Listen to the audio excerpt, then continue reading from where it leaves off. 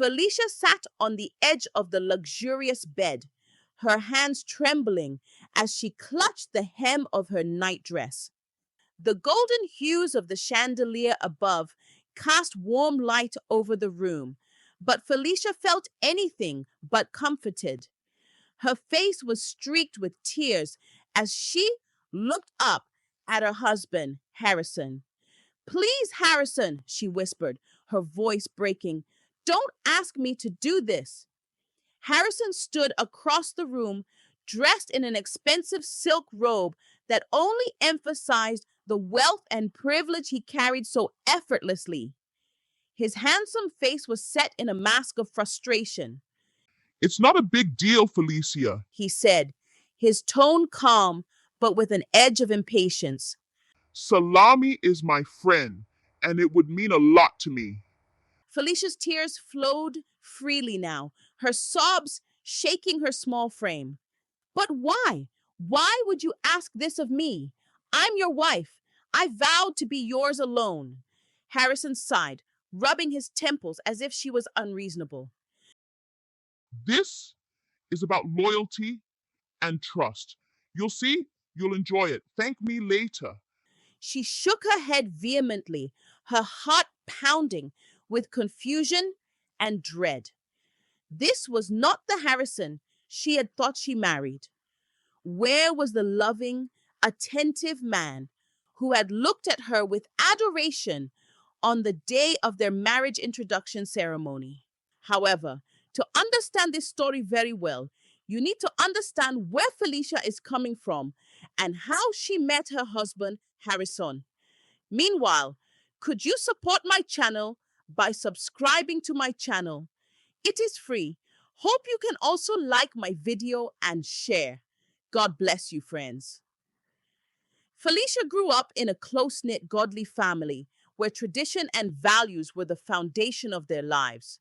Her parents, Mr. and Mrs. Odili, were well respected in their community for their piety and adherence to customs. Felicia was the youngest of 4 daughters, and in their home, the subject of marriage had always been approached with reverence and strict adherence to tradition. In the Odili family, it was customary for prospective husbands to come to the parents directly to seek permission for marriage. Love was seen as something that grew after marriage, not before. The parents, believing they knew what was best for their daughters, took on the responsibility of choosing suitable husbands. Her eldest sister, Chinyere, was the first to marry. Her parents had chosen Ebuka, the son of Mrs. Odili's Women's Fellowship leader at church. He was a kind, God-fearing man who worked as a teacher in the nearby village. Chinyere's wedding was the first grand celebration Felicia remembered, filled with singing, dancing, and prayers. Years later, Chinyere seemed happy in her modest home, raising her 3 children with Ebuka. Then there was Nkechi, the second sister. Her match had been even more carefully arranged. Nkechi married Peter, the son of Mr. Odili's best friend and business partner. Peter was a hardworking businessman in the city with a solid reputation in the community. Nkechi's marriage seemed equally successful. She visited their family often, bringing gifts and sharing stories of her peaceful life with Peter and their 2 children. Finally, there was Adaora, the third sister. Her match had caused some initial murmurs in the family. Her husband, Joseph, was not from their church but had recently converted. Despite the hesitation, Mrs. Odili had vouched for him, and Joseph proved himself to be a loving and responsible husband. With 3 seemingly successful marriages arranged by their parents, Felicia had little reason to doubt the tradition, though she often wondered what it would feel like to choose a husband for herself. She trusted her parents' judgment. They had done well by her sisters, hadn't they? So, when Engineer Harrison appeared, Felicia accepted her role in the unfolding plan without protest. Harrison had first noticed her on a sunny morning at the local market. She was carrying a basket of fresh vegetables, her simple but graceful steps catching his attention. She wore a faded blue dress and a headscarf that framed her delicate features. Who is she? Harrison had asked one of his friends, gesturing discreetly toward her. That's Felicia, his friend replied, the youngest daughter of the odorless. From that moment, Harrison was determined. He began asking around, learning more about her family and their traditions. His family was among the wealthiest in town, and his name alone carried enough weight to warrant an audience with the Odyllis.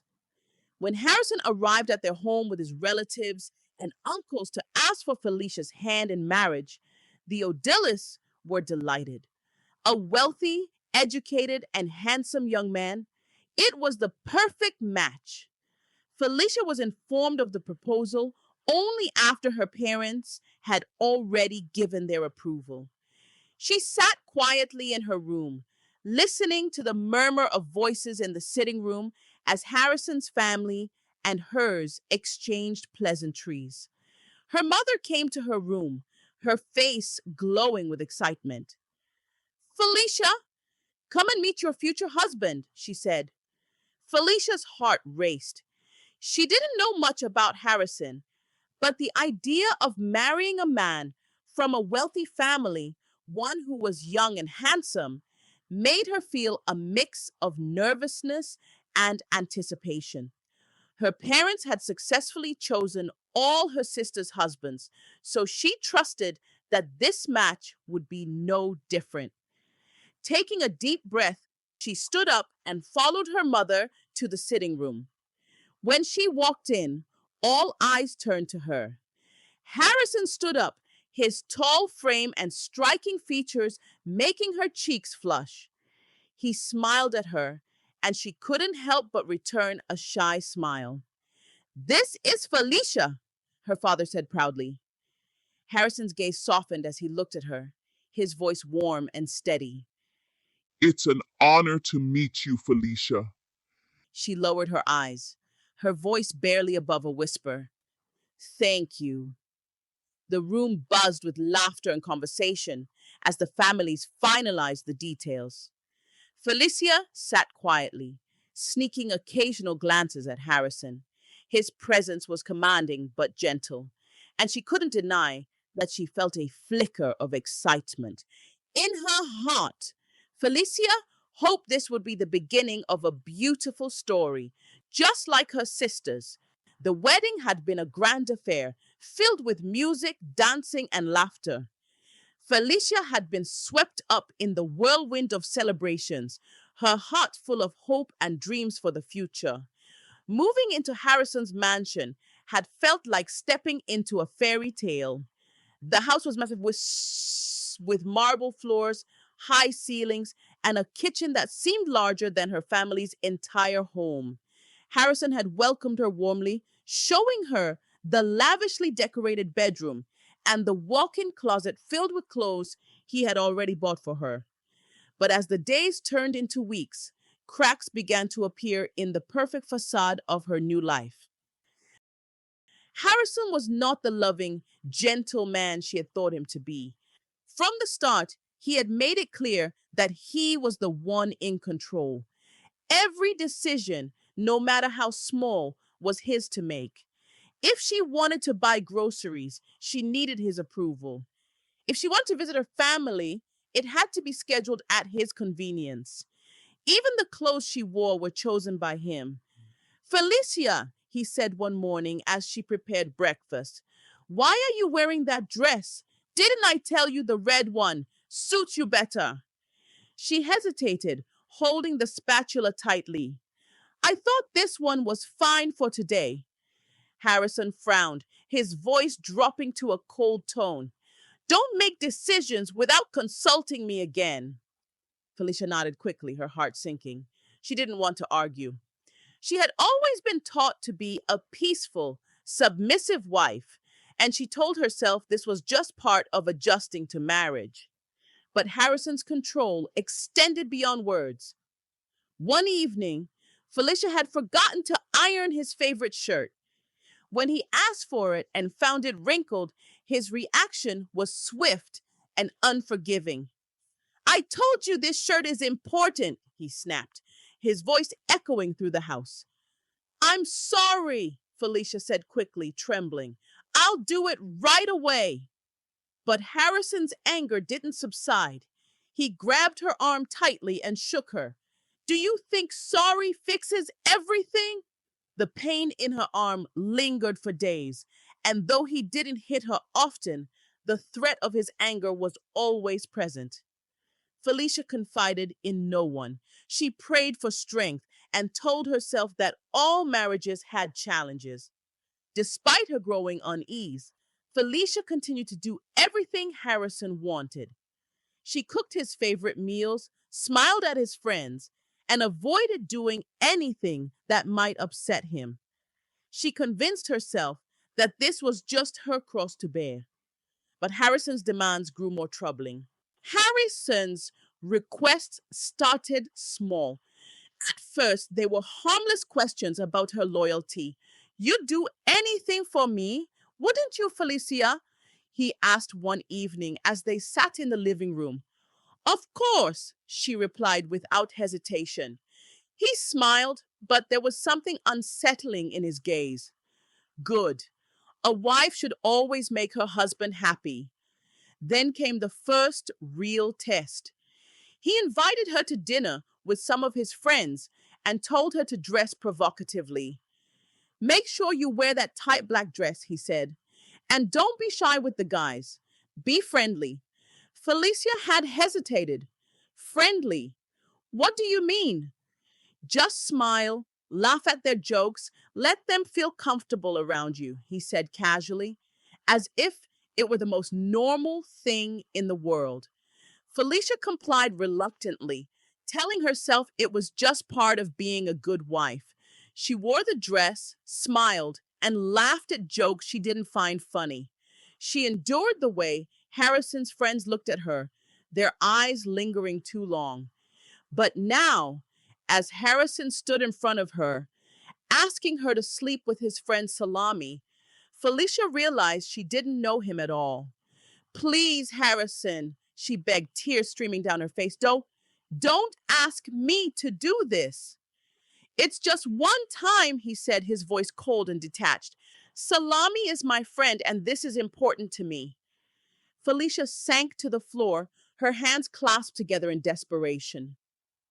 I can't do this. Harrison's expression hardened. Then maybe you're not the wife I thought you were. That night, Felicia lay awake in bed, staring at the ornate ceiling above her. Her tears had dried, but her heart felt heavy. Why would a husband ask his wife to do such a thing? What was it about her being with another man that Harrison found so important? Her mind raced with questions she dared not voice aloud. Was it about control? Was it a twisted game? Or was there something sinister within him that she couldn't yet see? Felicia resolved to find answers. Whatever it was, she knew her marriage was far from the fairy tale she had imagined. It started with a dinner party. Harrison had invited Salami and a few of his business associates to their home. Felicia was instructed to wear a dress that clung tightly to her figure, one that Harrison had picked out for her. You look stunning, he whispered as he adjusted her necklace, but there was something in his tone that sent a chill through her. The evening progressed awkwardly. Salami's gaze lingered on Felicia, and every time she tried to avoid it, Harrison would place his hand on her back as if to reassure her or remind her she had no choice. Later that night, after everyone had left except Salami, Harrison leaned in close to her. It's time, he said softly. Felicia's eyes widened in disbelief. No, Harrison, I can't do this. But his grip tightened on her arm. You'll make me proud, won't you? It's for us, Felicia. She begged, pleaded, but he wouldn't relent. Harrison left the room, leaving her alone with Salami. Felicia cried herself to sleep that night. She felt dirty, humiliated, and utterly broken. She couldn't understand how the man who had promised to protect her could force her into such a degrading situation. The next morning, Harrison acted as if nothing had happened. He kissed her forehead and said, "You did well, my love. This is for our future." Felicia wanted to scream at him to demand answers, but she couldn't find the strength. It didn't stop with Salami. Over the next few months, Harrison brought more men to their home, business partners, associates, and even friends. Each time, Felicia would cry and beg him to stop. "Please, Harrison, don't make me do this again." But he would only pet her hair, whispering, "Just one more time for me." Felicia's spirit was slowly breaking, but she felt trapped. She was a wife, bound by vows and expectations, and divorce was unthinkable in her family. Desperate for help, Felicia visited Nkichi. She waited until they were alone before pouring out her heart. "Nkechi, I can't take it anymore," she sobbed. "Harrison, he makes me do things with other men. I feel like I'm dying inside." Nkechi looked horrified, but quickly masked her expression. "Felicia, this is serious. Have you prayed about it?" "I've prayed, but nothing changes," Felicia said, her voice breaking. Nkechi hesitated, then said, "You can't leave him. Divorce is not in our family. It's against God's will. You need to endure and keep praying. God will intervene." Felicia felt a flicker of hope at her sister's words, but also a crushing weight. If prayer was her only option, how could she survive the days ahead? One night, Felicia finally confronted Harrison with everything she had. "Why are you doing this to me? Don't you love me?" Harrison's expression softened, but his words cut deep. "I do love you, Felicia. That's why I trust you to do this for me. It's about loyalty and proving you'll do anything for us." "But this isn't love," she cried. "It's torture." "Are your friends paying you for this? You are rich, honey. You don't need their money." Harrison sighed. "You don't understand. This isn't about business. It turns me on to see other men sleep with you. It's about me. Besides, after what happened in Lagos years ago, I need this to feel whole." He confessed his insecurities, his need to validate himself through her actions. Felicia listened in stunned silence, her heart breaking for both of them. She was speechless. Felicia's health began to suffer. She lost weight, her once radiant smile replaced by a permanent look of sadness. Her parents and siblings noticed but attributed it to the challenges of marriage. "Every marriage has its struggles," her mother said when Felicia tried to open up. "Be patient and prayerful." But Felicia knew her struggle was different. She wasn't just enduring hardship, she was losing herself. Harrison's demands escalated. He began scheduling encounters for Felicia, treating her like a pawn in his twisted games. Felicia's tears and pleas no longer moved him. "You'll thank me someday," he said coldly. "This will make our marriage more romantic and full of life." Felicia's faith became her only solace. She spent hours praying, asking God for strength and a way out. One day, while reading her Bible, a verse stood out to her. "Come to me, all you who are weary and burdened, and I will give you rest." She clung to those words, believing that somehow she would find peace. During another encounter with one of Harrison's associates, Felicia broke down completely. She screamed and cried, refusing to cooperate. The man left angrily, and Harrison was furious. "Do you know what you've done?" he yelled, but Felicia didn't care anymore. I can't do this, Harrison. I won't. When Felicia told Nkechi about her rebellion, her sister was alarmed. Felicia, be careful, Nkechi warned. Harrison is your husband, and you're supposed to submit to him. Don't let this destroy your marriage. Felicia felt torn. She loved her family and valued their traditions, but she couldn't continue living like this. Felicia began keeping a journal, documenting everything she had endured. She knew she needed evidence if she ever decided to take a stand against Harrison. Harrison's attitude toward Felicia changed. He became colder, more distant, and occasionally violent. On one occasion, when she refused to obey him, he slapped her. Felicia stared at him in shock, realizing just how far he had fallen. One night, Felicia knelt in prayer, tears streaming down her face. God, if you're there, please help me. I can't do this alone. Felicia began to see glimpses of her old self. She started making small decisions for herself, choosing her own clothes and refusing to attend some of Harrison's events. It wasn't much, but it was a start. Felicia knew she couldn't continue living this way, but the path forward wasn't clear. Even though divorce was against her family's values and her faith taught her to endure, she asked Harrison for a divorce. Harrison refused, threatening her even more. Yet deep down, she knew that staying with Harrison will destroy her completely. Felicia's breaking point came after yet another night of humiliation. She decided she could no longer endure the torment and vowed to take control of her life.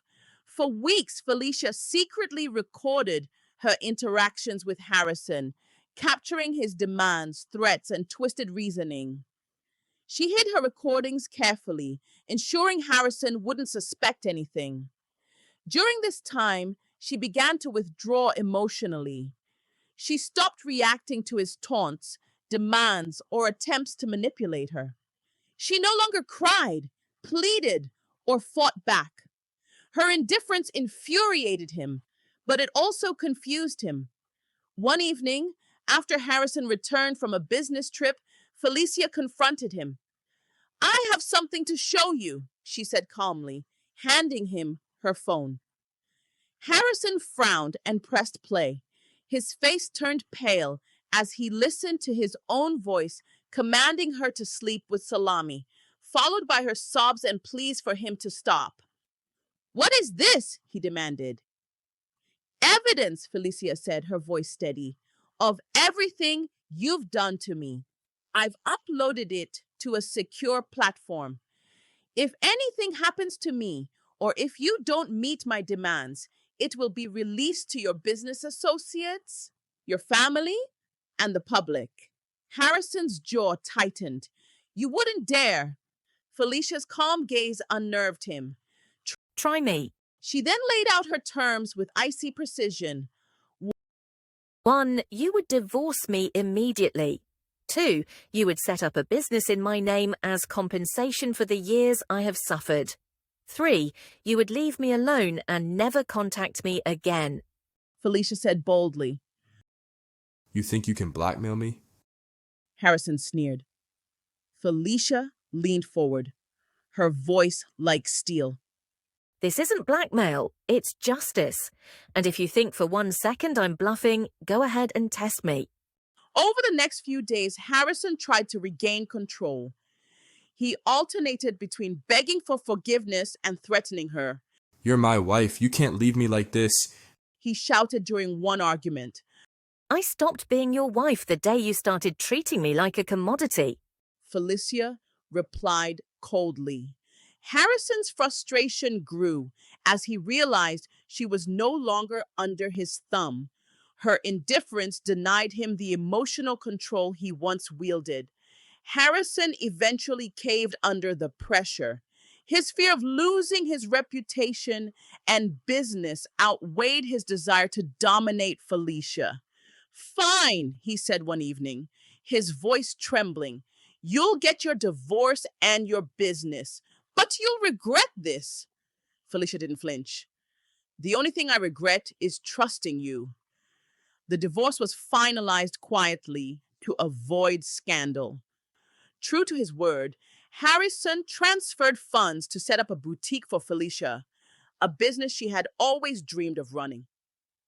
Although her family never supported her decision to divorce Harrison, she did not care. For the first time in years, Felicia felt a sense of freedom and purpose. She poured her energy into building her business, determined to create a life where she could stand on her own.